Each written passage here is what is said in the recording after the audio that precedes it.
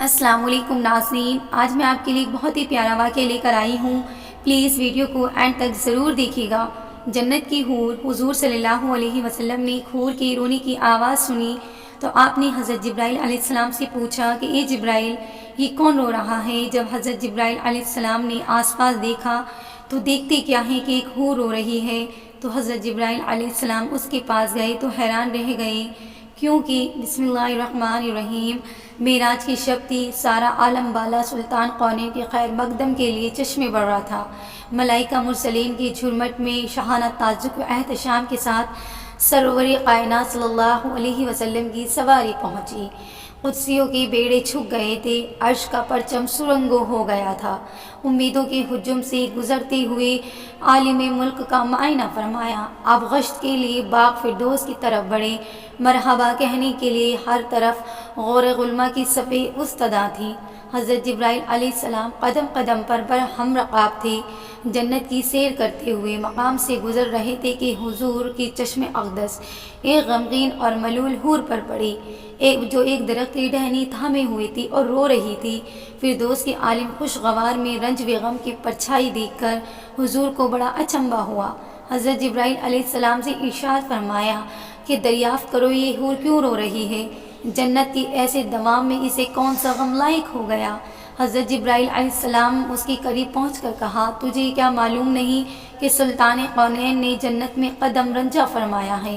جواب دیا کہ معلوم ہے، جبھی تو غمگین فریادیوں کی طرح اپنا حال بنا رکھا ہے کہ ان کی نگاہ رحمت میرے اوپر پڑے، وہ میرا حال دریافت کر لیں۔ حضرت جبرائیل علیہ السلام نے دریافت فرمایا، تجھے مبارک ہو، انہوں نے تیرا حال دریافت کرنے کے لیے مجھے بھیجا ہے۔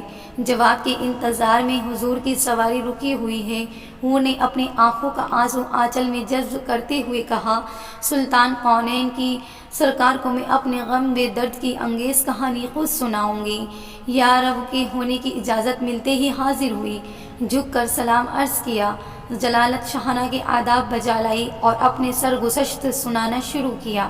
یا رسول اللہ صلی اللہ علیہ وسلم، اللہ کا لاکھ لاکھ شکر ہے کہ اس نے جنت کی حوروں میں مجھے حسن و جمال کی ملائکہ بنایا ہے۔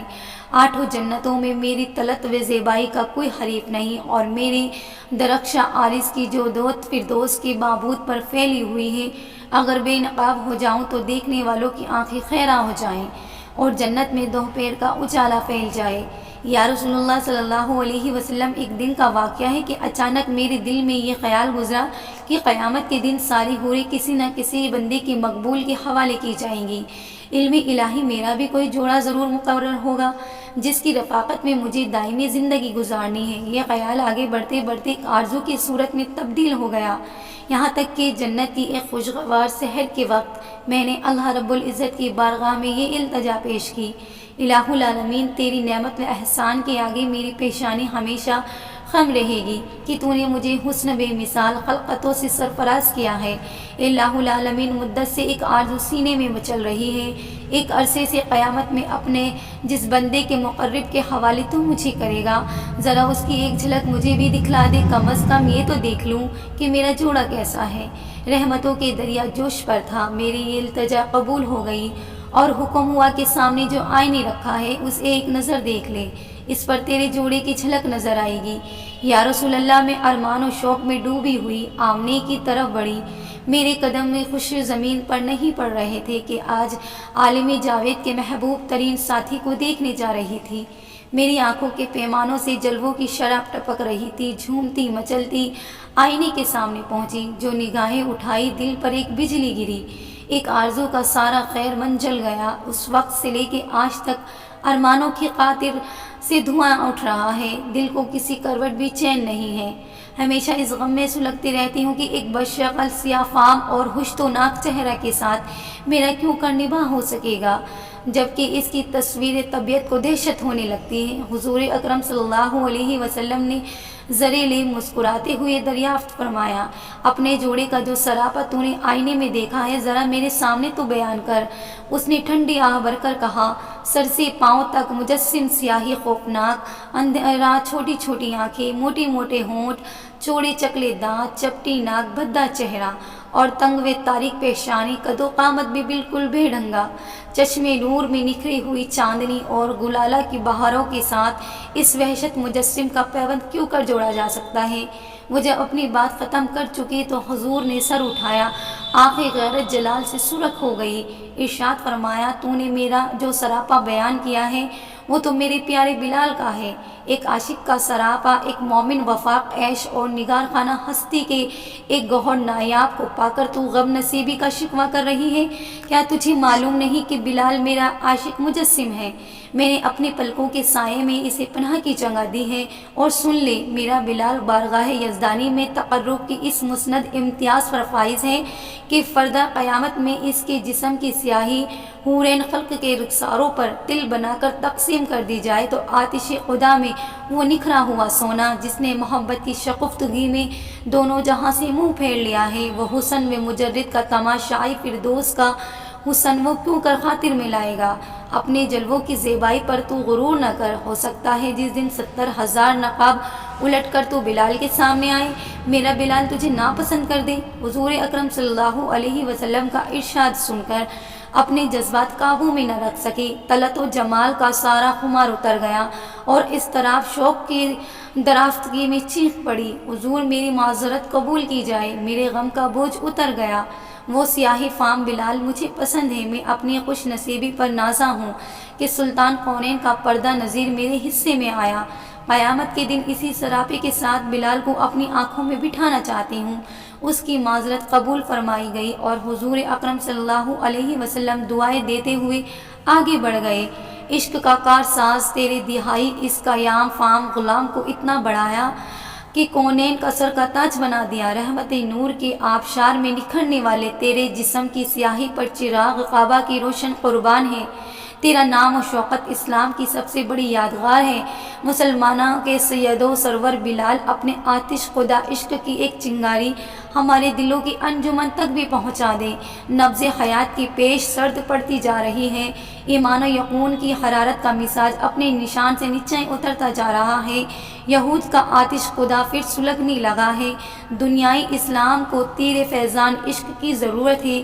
حضرت بلال رضی اللہ تعالیٰ عنہ سے ایک دفعہ کسی نے پوچھا کہ آپ نے پہلی دفعہ حضور نبی کریم صلی اللہ علیہ وسلم کو کیسے دیکھا؟ بلال رضی اللہ تعالیٰ فرماتے ہیں کہ میں مکہ کے لوگوں کو بہت کم جانتا تھا کیونکہ غلام تھا، اور عرب میں غلاموں سے انسانیت سوز و سلوک عام تھا، ان کی اطاعت سے بڑھ کر ان سے کام لیا جاتا تھا، تو مجھے کبھی اتنا وقت ہی نہیں ملتا تھا کہ باہر نکل کے لوگوں سے ملوں، لہٰذا مجھے حضور پاک یا اسلام اس طرح کی کسی چیز کا قطعی معلوم نہ تھا۔ ایک دفعہ کیا ہوا کہ مجھے سخت بخار نے آ لیا، سخت جاڑے کا موسم تھا، اوپر سے انتہائی ٹھنڈ اور بخار نے مجھے کمزور کر کے رکھ دیا، لہٰذا میں نے لیاف اوڑھا اور لیٹ گیا۔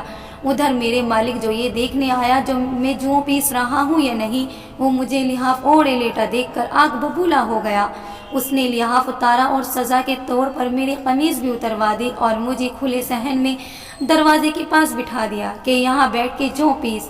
اب سخت سردی، اوپر سے بخار اور اتنی مشقت والا کام، میں روتا جا رہا تھا اور جوں پیستا جاتا تھا۔ کچھ ہی دیر میں دروازے پہ دستک ہوئی، میں نے اندر آنے کی اجازت دی تو ایک نہایت متین اور پر نور چہرے والا شخص اندر داخل ہوا اور پوچھا کہ جو ان کیوں روتے ہو؟ جواب میں نے کہا کہ جاؤ اپنا کام کرو، تمہیں اس سے کیا، میں جس بھی وجہ سے روؤں۔ یہاں پوچھنے والے بہت ہیں لیکن مدد کو کوئی نہیں کرتا۔ قصہ مختصر کہ بلال نے حضور کو کافی قسم جملے کہے، حضور صلی اللہ علیہ وسلم یہ جملے سن کر چل پڑے۔ جب چل پڑے تو بلال نے کہا کہ بس، میں نے کہتا تھا نا کہ پوچھتے سمے پر مدد کوئی نہیں کرتا۔ حضور یہ سن کر بھی چلتے رہے۔ بلال کہتے ہیں کہ دل میں جو ہلکی سی امید جگی تھی کہ یہ شخص کوئی مدد کرے گا وہ بھی گئی، لیکن بلال کو کیا معلوم کہ جس شخص سے اب اس کا واسطہ پڑا ہے وہ رحمت للعالمین ہے۔ بلال کہتے ہیں کہ کچھ ہی دیر میں وہ شخص واپس آ گیا، اس کے ایک ہاتھ میں گرم دودھ کا پیالہ اور دوسرے میں کھجور تھی، اس نے وہ کھجوریں اور دودھ مجھے دیا اور کہا کہ پیو اور جا کے سو جاؤ۔ میں نے کہا تو یہ جو کون پیسے گا؟ نہ پیسے تو مالک صبح بہت مارے گا۔ اس نے کہا تم سو جاؤ، یہ پیسے ہوئے مجھ سے لے لینا۔ بلال سو گئے اور حضور نے ساری رات ایک اجنبی حبشی غلام کے لیے چکی پیسی۔ صبح بلال کو پیسے ہوئے جو دیے اور چلے گئے۔ اور دوسری رات پھر ایسا ہی ہوا، دودھ اور دوا بلال کو دی اور ساری رات چکی پیسی۔ ایسا 3 دن مسلسل کرتے رہے جب تک کہ بلال ٹھیک نہ ہو گئے۔ یہ تھا وہ تعارف جس کے بطن سے اس لافانی عاشق نے جنم لیا کہ آج بھی بلال کو صحابہ رسول بعد میں عشق رسول پہلے کہا جاتا ہے۔ وہ بلال جو ایک دن اذان نہ دیں تو خدا تعالیٰ سورج کو طلوع ہونے سے روک دیتا ہے، اس نے حضور کے وصال کے بعد اذان دینا بند کر دی، کیونکہ جب اذان میں اشہد ان محمد الرسول اللہ تک پہنچتی تو حضور کی یاد میں ہچکیاں بن جاتی تھیں اور زار و قطع رونے لگتے تھے۔ اللہ پاک بہتر عمل کرنے کی توفیق عطا فرمائے اور ہمیں نیکوکاروں میں شامل کرے، آمین۔ اگر آپ کو یہ ویڈیو ذرا بھی پسند آئی ہو تو پلیز ویڈیو میں کمنٹ ضرور کیجیے گا اینڈ چینل کو لازمی سبسکرائب کر لیجیے گا۔ ملتے ہیں نیکسٹ ویڈیو میں۔